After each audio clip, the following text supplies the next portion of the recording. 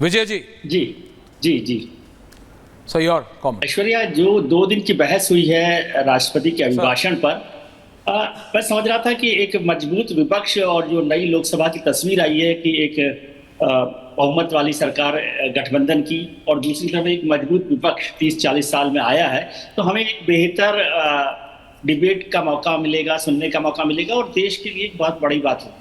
लेकिन जैसे राहुल जी ने भी जिक्र किया कि प्रधानमंत्री के भाषण पर, प्रधानमंत्री के संबोधन के दौरान पूरे 2.5 घंटे, 2.25 घंटे शोर चल रहा, जितनी देर प्रधानमंत्री बोले उतनी देर हंगामा होता रहा विपक्ष का, और राज्यसभा में भी आज 30-40 मिनट हंगामा होता रहा और फिर वॉकआउट कर दिया।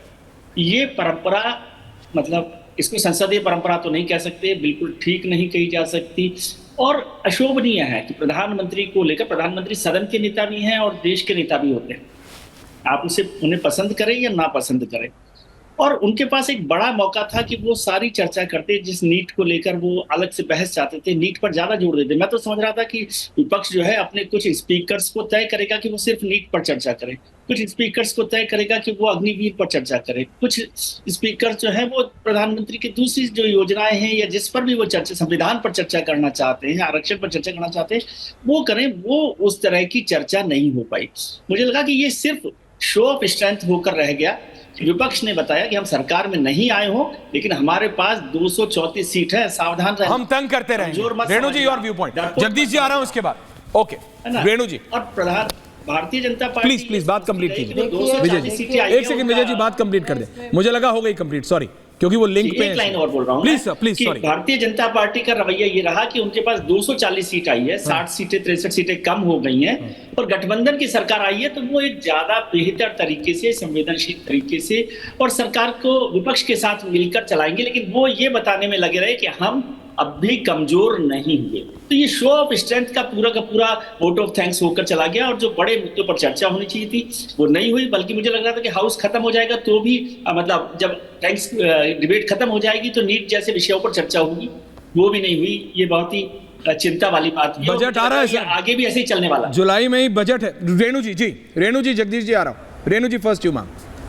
सुधांशु जी आपके जवाब के लिए आ रहा हूं। देखिए, पहली बात तो मैं ये कहूंगी कि ये जो एक्रिमोनी हमने हाउस में देखी, जो बिटरनेस था, ये फॉल आउट था जो एक बहुत बिटर इलेक्शन कैंपेन चली, और जिस तरह से ऑपोजिशन ने इनको घेरा कॉन्स्टिट्यूशन पे, प्रधानमंत्री काफ़ी तिलमिलाए हुए थे। उन्होंने डे 1 से डिसाइड किया कि मैं कॉन्फ्रंटेशन का रास्ता चलाऊंगा।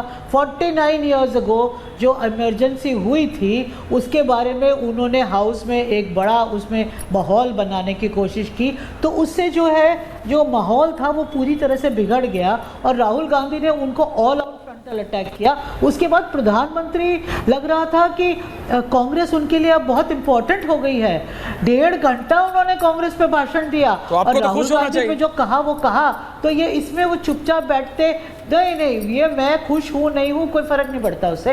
मैं कह रही हूँ कि ये जो प्रधानमंत्री का कॉन्फ्रंटेशन था, उसके बाद जो उनका कांग्रेस का ऑब्सेशन हो गया है दोनों हाउसेस में, लग रहा है कि कहीं ना कहीं प्रधानमंत्री काफ़ी परेशान है, और जो बातें राहुल गांधी ने कही वो शायद उनके स्किन के अंदर तक पहुंच गई हैं। क्योंकि जो रिएक्शन आया प्रधानमंत्री का जब उन्होंने रिप्लाई दिया, तो जिस लैंग्वेज में वो तो हमेशा कई बार भूल जाते हैं कि वो प्रधानमंत्री हैं, उनका एक स्टेचर है, जैसे हमने कहा देश के नेता है, और उनको एक तरीके से बिहेव करना चाहिए, तो वो नहीं कर पा रहे। वो अभी भी इलेक्शन मोड में हैं और बौखलाए हुए टाइप के हैं। क्यों इतने परेशान हैं? अभी आपकी माइनॉरिटी हो गई, कोई बात नहीं, आप फिर भी पावर में हैं, आप सरकार चला रहे हैं, आपके पास लोग हैं। बहुत सारा क्रिटिसिज्म आया, और कल्याण बनर्जी ने तो कहा कि ये क्यों ऑपोजिशन को पसंद नहीं करते, बहुत ज़्यादा नफरत करते हैं। तो इस टाइप का जो लैंग्वेज था अच्छा नहीं था, पर शायद प्रधानमंत्री और कल्याण बनर्जी दादा का आपको लैंग्वेज ठीक लगा? देखिए चुटकी नहीं, I take your point. Kalyan Banerjee जो कर रहे थे, हाँ वही मैं कह रहा हूँ, वो आपको ठीक लगा मैम? उस पर not even a comment. Renu ji, you are a senior journalist, आपने कितने सेशंस, आपने कितनी सरकारें देखी? उनका पॉइंट सुन तो लो यार। अब बोलिए, सुन ही रहा। बहुत देखी। फिर प्रॉब्लम ये है कि उन्होंने कभी प्रधानमंत्री, वो कहने लगे कभी किसी की प्रशंसा नहीं की। क्यों भाई, आप कोलीग्स हैं, okay, you are first amongst equals because you are the prime minister, पर आपको कोई एक बॉनहोमी, एक कमरेडरी, एक सबको साथ लेने वाली भावना भी, वो आपने पानी पिलाने वाला नहीं देखा, गिलास गला सूख रहा था विपक्ष के नेता का चिल्ला चिल्ला के, प्रधानमंत्री ने पानी सुनाया। सुधांशु त्रिवेदी जवाब दे रहे हैं, पॉइंट टेकन मैम। हाँ, सुधांशु जवाब दे रहे हैं और फिर जगदीश जी आप ही के पास आ रहा हूं। बड़े विचित्र सुधांशु जी, काका जी आ रहा हूं for your first counter. Lok Sabha ने दिखा, सुधांशु जी थैंक बड़े यू। विचित्र प्रकार के तर्क दिए जाते हैं। रेणु जी बोलते बोलते कल्याण बनर्जी का नाम ले गई। कल्याण बनर्जी ने क्या फ्लोर ऑफ द हाउस पे जिस ढंग की हरकत की है वो बड़ी मैच्योर नजर आती है। पिछले सत्र में वो संसद भवन के बाहर गेट के ऊपर जिस ढंग की मिमिक्री कर रहे थे, आप कह रही हैं वो लोग जो है गंभीर बात कर रहे थे। और प्रधानमंत्री जी ने जो बात कही, हाँ मैं ये बात कहता हूं, जो राहुल देव जी ने बात कही वो सही बात है कि गंभीरता से दोनों को आचरण करना चाहिए। परंतु आप ये भी देखिए, राहुल गांधी जी का आचरण गंभीर था। आज तक किस नेता विपक्ष ने आकर सदन में इस ढंग से फोटोएं दिखाई हो? कम से कम अब गंभीरता से आचरण करना चाहिए। और इनकी पृष्ठभूमि क्या रही है? राहुल गांधी जी की वो घटना याद है ना, प्रधानमंत्री के गले लगने के बाद उन्होंने अपनी सीट पर बैठ के आंख मारी थी। ऐसा आचरण आज तक किस नेता ने किया? और इन पे आरोप लगा था कि इन्होंने संसद भवन के अंदर खड़े होकर फ्लाइंग किस का वो किया था, इशारा किया था। तो भाई आपका जो वर्तमान आचरण है वो पूर्व में भी ऐसा रहा है, कोई हवा में बात नहीं है। तो आप, और खड़गे जी नेता प्रतिपक्ष हो गए, पहली बार वेल में आ गए। अरे भाई, नेता प्रतिपक्ष की एक गरिमा होती है। आज राहुल जी क्या कर रहे थे? इशारा कर रहे थे अपने लोगों को कि हाँ भाई जाओ, वेल में जाओ। तो मुझे लगता है कि प्रधानमंत्री जी ने पूरी गंभीरता के साथ इस विषय को रखने का प्रयास किया। और मैं पुनः कह रहा हूं, कांग्रेस इस बात को पचा नहीं पा रही है कि 3 बार लगातार जो पंडित जवाहरलाल नेहरू बने थे, एक चाय वाले ने उसकी बराबरी कैसे कर ली है। इस विषय को लेकर उनके मन में एक बहुत बड़ी पीड़ा है और उस पीड़ा और छटपटाहट की अभिव्यक्ति उनकी बार बार इस ढंग के असंसदीय आचरण में दिखाई पड़ रही है। इसीलिए वो सवाल का जवाब। और मैं एक और बात कहना चाहता हूं दर्शकों के सामने, एक फैक्ट, राज्यसभा में 21 घंटे रखे गए थे, 21 घंटे, जिसमें विपक्ष को करीब 11 घंटे बोलने का मौका था। बताइए नीट और अग्निवीर पर कितना बोला है? और नीट और अग्निवीर दोनों मुद्दे थे राष्ट्रपति के अभिभाषण में। मैं चुनौती से कहता हूं 5% नहीं बोला।